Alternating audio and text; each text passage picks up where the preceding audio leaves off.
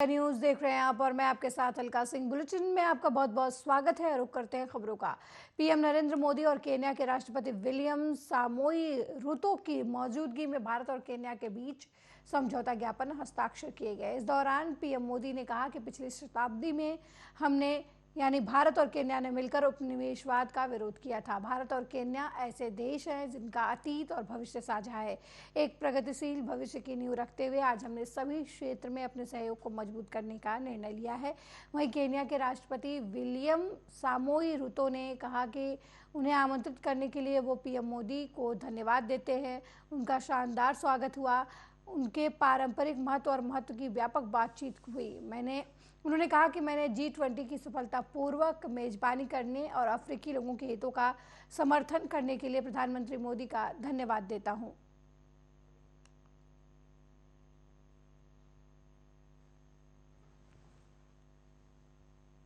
पिछली सदी में हमने मिलकर उपनिवेशवाद का विरोध किया।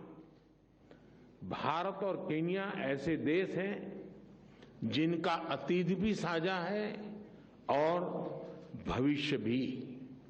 फ्रेंड्स, एक प्रगतिशील भविष्य की नींव रखते हुए आज हमने सभी क्षेत्रों में अपना सहयोग सुदृढ़ करने पर विचार किया और कई नए इनिशिएटिव्स की पहचान भी की।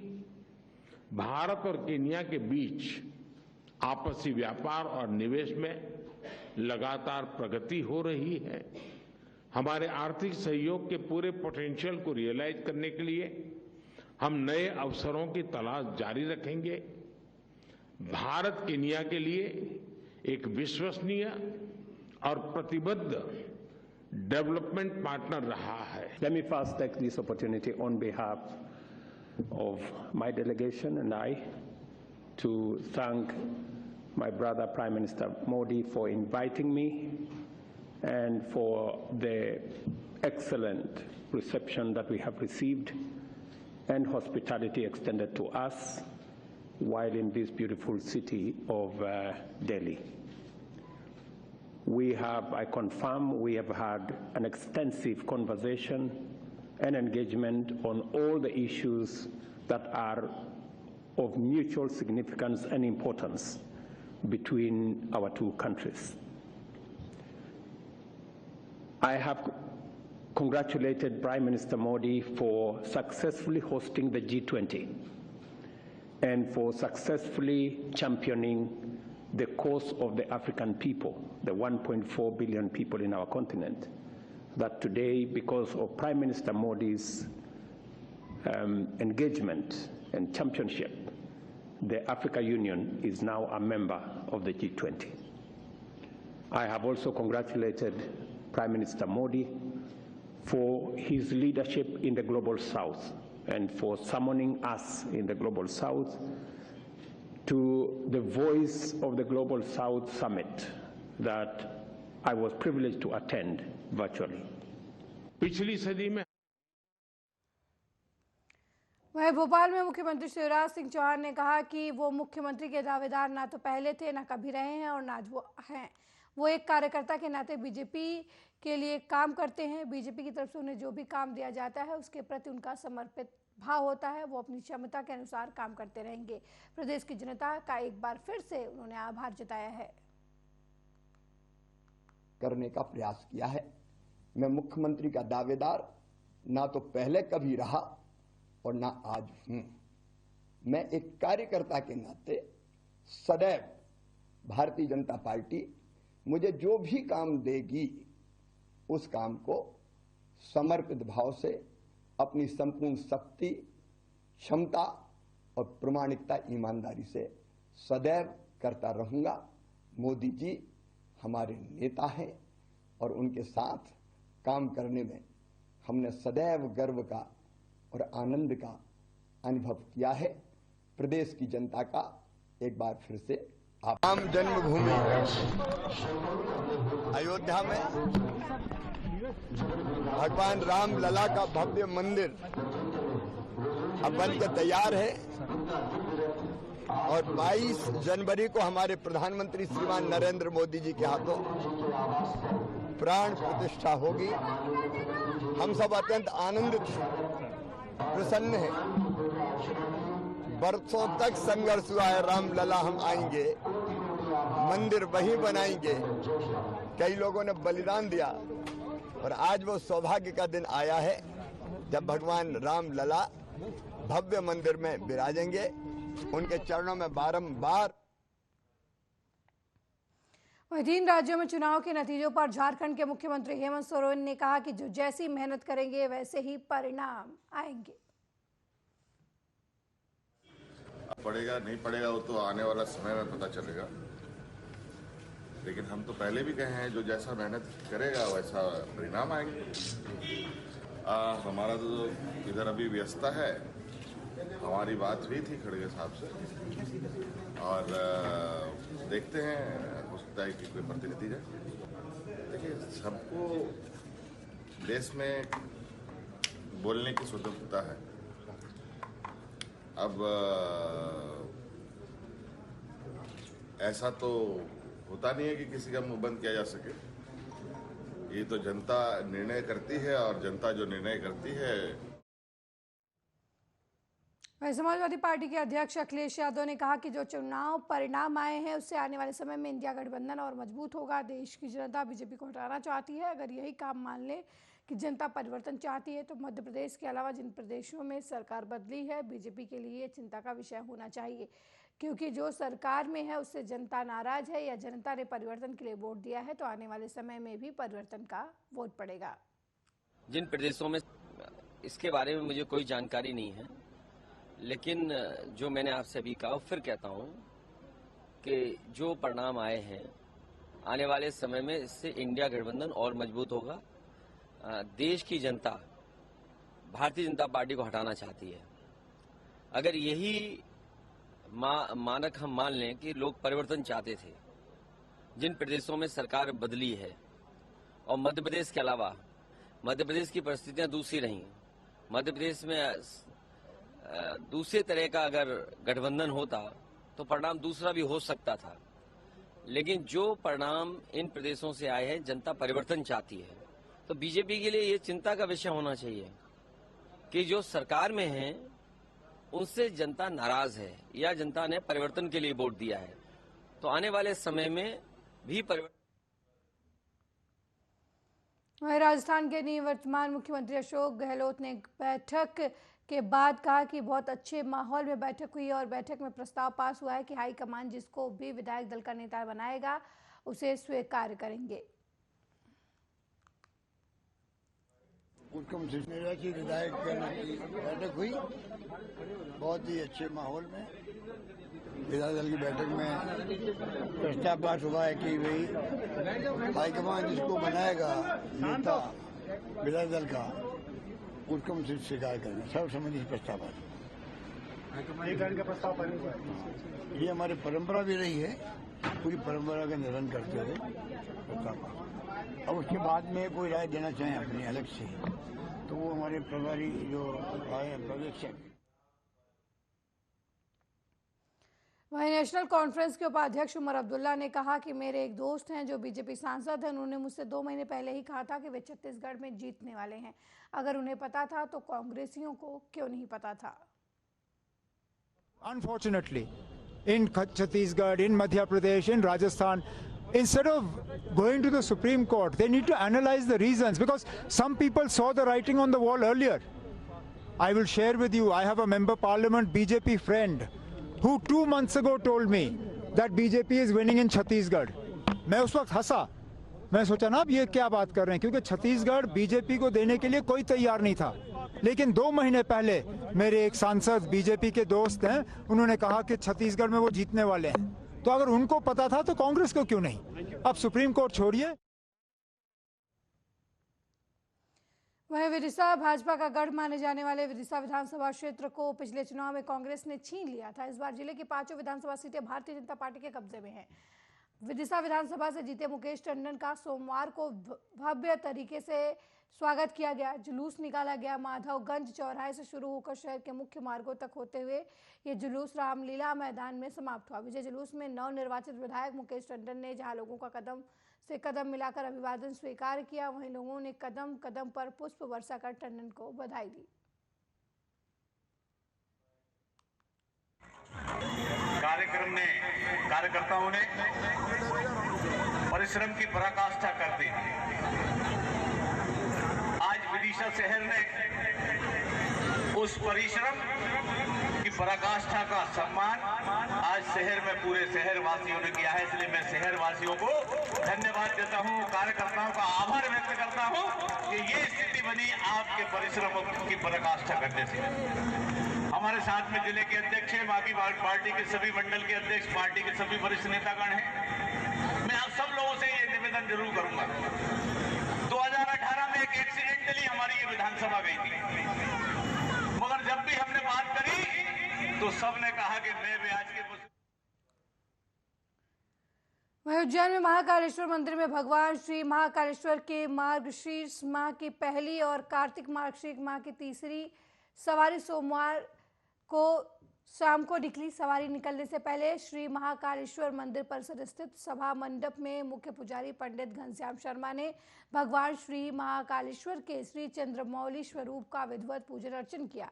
इस दौरान श्री महाकालेश्वर मंदिर प्रबंधन समिति के प्रशासक और अपर कलेक्टर श्री संदीप कुमार सोनी भी उपस्थित रहे।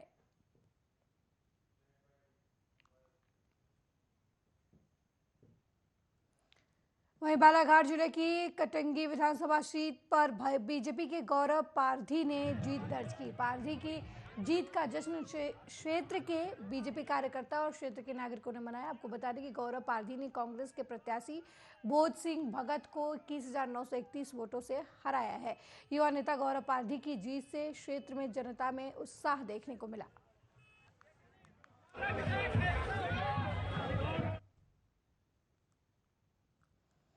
वहीं रायबरेली जिले में अवैध असलहे के साथ सोशल मीडिया पर तस्वीर वायरल होने का खुमार एक युवक पर भारी पड़ गया। युवक की फोटो सोशल मीडिया पर वायरल होने के बाद पुलिस ने उसे गिरफ्तार कर लिया है। मामला नसीराबाद थाना क्षेत्र के मवैया का बताया जा रहा है, जहां के रहने वाले युवक शेर बहादुर गुजर पुत्र फतेह बहादुर ने अवैध तमंचे के साथ फोटो खींचकर उसको सोशल मीडिया पर वायरल कर दिया था। अवैध तमंचे के साथ फोटो वायरल होने के बाद पुलिस हरकत में आई और अवैध तमंचे के साथ युवक को गिरफ्तार कर विधिक कार्रवाई शुरू कर दी। ये थाना नसीराबाद के अंतर्गत बिरनावा ग्राम में एक घटना हुई थी, जिसके संदर्भ में थाना नसीराबाद में सुसंगत धाराओं में अभियोग पंजीकृत है। वर्तमान समय में विवेचना प्रचलित है। जो घायल है उसकी मेडिकल रिपोर्ट्स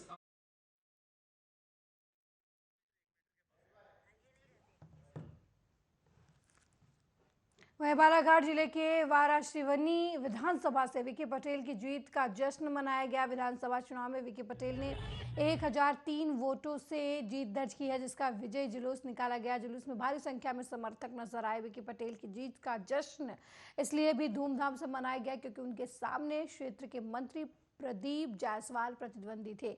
मतगणना के दिन भी दोनों ही प्रत्याशियों के मतों का अंतर ज्यादा नहीं था। अंतिम चरण के मतगणना में विकी पटेल को विजयी घोषित किया गया था।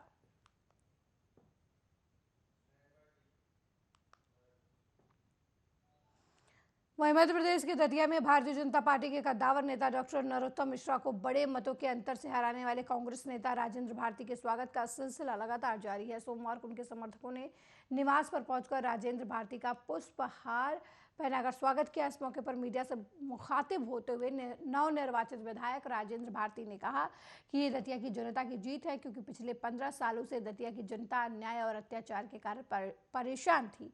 इनकी कोई सुनवाई नहीं हो रही थी। शहर में दमन का सिलसिला जारी था, इसलिए दतिया की जनता ने सत्तारूढ़ बीजेपी के खिलाफ अपना समर्थन दिया।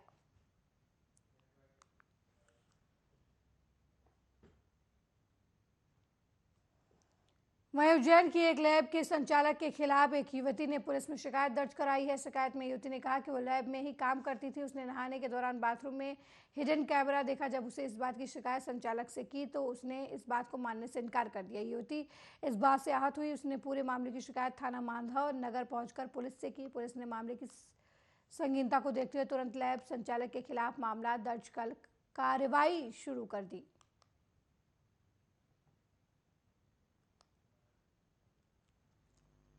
के सर ओनर है अंकुर गोलस, उनके पिताजी है जो वहाँ के डॉक्टर हैं राजेश गोलस, उन्हीं का बेटा है वो गोलस, अंकुर गोलस, और उसी ने ये सारी हरकतें की हैं।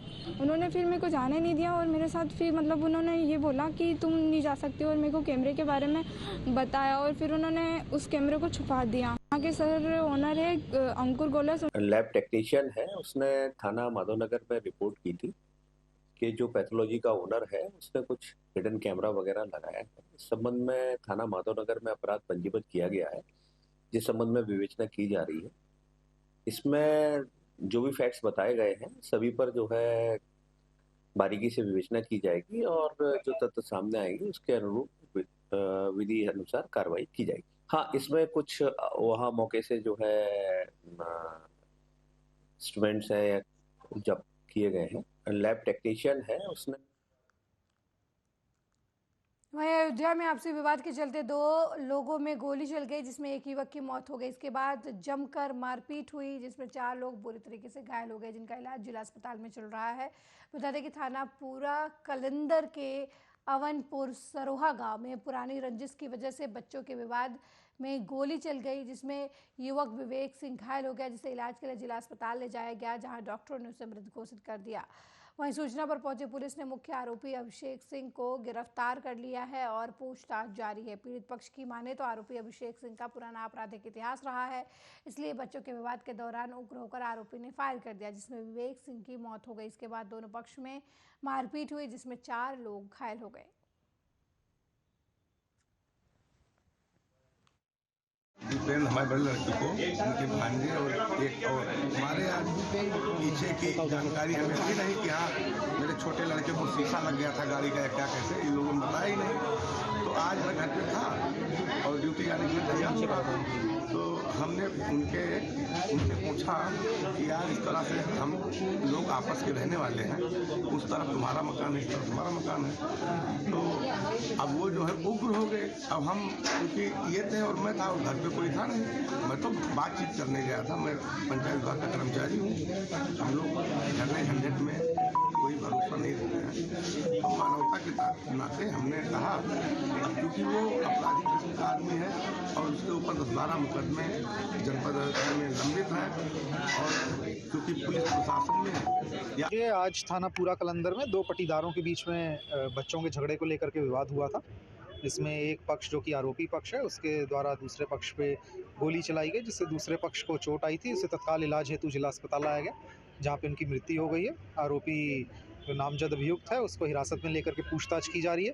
जो भी अग्रिम विधिक कार्रवाई होगी आप लोगों को अवगत करवाया जाएगा। सर, अब तक कितनी गिरफ्तारी हुई? जो मुख्य आरोपी है उसको गिरफ्तार कर लिया गया, बाकी पूछताछ की जा रही है। जो भी उसके साथ लोग आएंगे, अभी की तहरीर इनके द्वारा मिलना बाकी है। जो नामजद इन्होंने एक व्यक्ति के बारे में बताया है उससे पूछताछ कर रहे हैं, बाकी जो भी उसके तहरीर में होंगे उस हिसाब से जो भी नियमानुसार तथ्य सामने आते हैं उस हिसाब से कार्रवाई की जाएगी।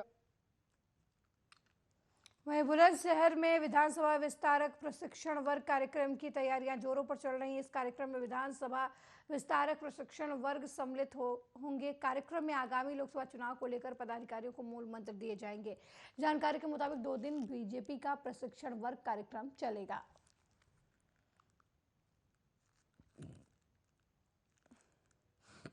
विस्तारकों का एक वर्ग जो पश्चिम ब्रज और कानपुर क्षेत्र के विस्तारकों का वर्ग है। विधानसभा पर जो विस्तारक पार्टी ने तय किए हैं, जो विधानसभाओं पर काम करने के लिए जाएंगे, उनके प्रशिक्षण का एक वर्ग लगाया जा रहा है। और आज 4 बजे उद्घाटन सत्र में हमारे आदरणीय प्रदेश महामंत्री संगठन श्री धर्मपाल जी उसका उद्घाटन करेंगे और आदरणीय दिनेश शर्मा जी पूर्व उप मुख्यमंत्री, कल आदरणीय सुनील बंसल जी राष्ट्रीय महामंत्री, केशव प्रसाद मौर्य जी उप मुख्यमंत्री और आदरणीय प्रदेश अध्यक्ष जी श्री भूपेंद्र चौधरी जी वर्ग में रहने वाले हैं। और बहुत ही व्यवस्थित और अनुशासित वर्ग होने वाला है। 4 सत्र आज होंगे और 4 सत्र कल होंगे। कल इसका समापन होगा। किस तरह की तैयारी कर ली गई है? वैसे सभी प्रकार की तैयारियां पूर्ण हैं। सब अंदर जो विस्तारक ही रहेंगे उनकी सभी तैयारियां पूर्ण हैं। आवास की, भोजन की, सभी प्रकार की तैयारियां पूर्ण हैं। और बहुत ही भव्य और अनुशासित वर्ग होने वाला है। हम सब कार्यकर्ताओं को और जो विस्तारक आने वाले हैं उन सबको बहुत ही सीखने। वहीं DPAP अध्यक्ष और पूर्व जम्मू कश्मीर के मुख्यमंत्री गुलाम नबी आज़ाद ने कहा कि कांग्रेस पार्टी को बहुत सारी चीज़ों में काम करने की ज़रूरत है। जब तक वे उन चीज़ों को नहीं करेंगे, खुद में बदलाव नहीं लाएंगे, तब तक वे बीजेपी का मुकाबला नहीं कर सकते। वो कमियां कल भी थी, आज भी है और कल भी रहेंगी। वो कमियां कल भी रहेंगी। सर, इंडिया अलायंस की फ्यूचर तरीके से देखते हैं बहुत सारी चीजें कांग्रेस पार्टी को करनी चाहिए और जब तक वो उनको करेगी नहीं, बदलाव नहीं लाएगी, तब तक बीजेपी का मुकाबला नहीं कर सकती। और वो कमियां तब भी थी, वो कमियां आज भी है, वो कमियां कल भी रहेंगी। सर, इंडिया अलायंस की फ्यूचर को आप किस तरीके से देखते हैं सर? अलायंस हो जाए तो अच्छी बात है, लेकिन कब तक रहेगा ये नहीं कह सकता। बहुत सारी। मेरे साथ इस बुलेटिन में फिलहाल इतना ही। देश दुनिया की तमाम खबरों को देखने के लिए देखते रहिए आर्या न्यूज़। नमस्कार।